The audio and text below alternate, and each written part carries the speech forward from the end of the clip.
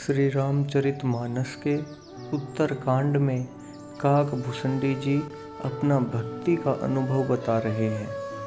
निज अनुभव अब कहूँ खगेसा, बिनु हरि भजन न जाहि कलेसा। अर्थात कलेशों से मुक्ति एवं सच्ची सुख शांति हरि भजन के अतिरिक्त किसी प्रकार नहीं मिल सकती। लेकिन हरि भजन अर्थात हरि भक्ति तभी सुख शांति प्रदान करती है जब उसे धारण किया जाए। भक्ति तो करे नहीं और उसकी चर्चा करे तो सुख शांति नहीं मिलती। अतः समझें कि भक्ति हमारे व्यवहार में कैसे उतरे। भगवान को चंदन पुष्प अर्पण करना मात्र इतने में कोई भक्ति पूर्ण नहीं होती। यह तो भक्ति की एक प्रक्रिया मात्र है। भक्ति तो तब ही होती है जब सब में भक्ति भाव जागता है। ईश्वर सब में है। मैं जो कुछ भी करता हूँ उस सब को ईश्वर देखते हैं। जो ऐसा अनुभव करता है उसको कभी पाप नहीं लगता। उसका प्रत्येक व्यवहार उचित है। और यही तो भक्ति है जिसके व्यवहार में दंभ है, अभिमान है, कपट है, उसका व्यवहार शुद्ध नहीं। जिसका व्यवहार शुद्ध नहीं उसे भक्ति में आनंद आता नहीं। मानव भक्ति करता है परंतु व्यवहार शुद्ध नहीं रखता। जिसका व्यवहार शुद्ध नहीं वह मंदिर में भी भक्ति नहीं कर सकता।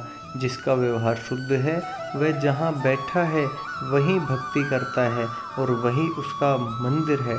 व्यवहार और भक्ति में बहुत अंतर नहीं है। रास्ता चलते, गाड़ी में यात्रा करते अथवा दुकान में बैठकर धंधा करते, सर्वकाल में और सर्व स्थल में सतत भक्ति करनी है। भक्त बाजार में साग भाजी लेने जाए, यह भी भक्ति है। उसका ऐसा भाव है कि मैं अपने ठाकुर जी के लिए साग भाजी लेने जाता हूँ। प्रत्येक कार्य में ईश्वर का अनुसंधान हो, इसे ही भक्ति कहते हैं। प्रभु का स्मरण करते करते घर का काम करो तो वह भी भक्ति है। यह घर ठाकुर जी का है। घर में कचरा रहेगा तो ठाकुर जी नाराज होंगे, ऐसा मानकर झाड़ू देना भी भक्ति है। मेरे प्रभु हृदय में विराजमान है और उन्हें भूख लगी है, ऐसी भावना से किया भोजन भी भक्ति है। बहुत सी माताओं को ऐसा लगता है कि कुटुंब बहुत बड़ा है जिससे सारा दिन रसोई घर में ही चला जाता है।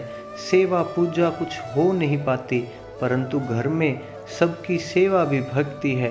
भक्ति करने के लिए घर छोड़ने या व्यापार छोड़ने की आवश्यकता नहीं। केवल अपने लिए ही कार्य करो, यह पाप है। घर के मनुष्यों के लिए काम करो, यह व्यवहार है। और परमात्मा के लिए काम करो, यह भक्ति है। कार्य तो एक ही है परंतु इसके पीछे रही भावना में बहुत फर्क है। महत्व क्रिया का नहीं, क्रिया के पीछे भावना क्या है, यह महत्वपूर्ण है। मंदिर में एक मनुष्य बैठा बैठा माला फेरे परंतु विचार संसार का करे। दूसरा मनुष्य प्रभु का स्मरण करते करते बुहारी करे तो उस माला जपने वाले से यह बुहारी करने वाला श्रेष्ठ है। अपनी दिनचर्या की सब क्रियाओं को भगवान से जोड़ दे। हम स्नान क्यों कर रहे हैं? शरीर को स्वच्छ करने के लिए, क्योंकि हमें भजन करने के लिए भगवान के पास बैठना है। हमारे पसीने की दुर्गंध भगवान को न आ जाए, इस भावना से स्नान करना भी भक्ति हो गया। हमें कोई रोग लग गया, उसका उपचार करा ले। क्यों? क्योंकि हम निरोग हो जाएंगे तो भगवान का भजन अच्छे से कर पाएंगे।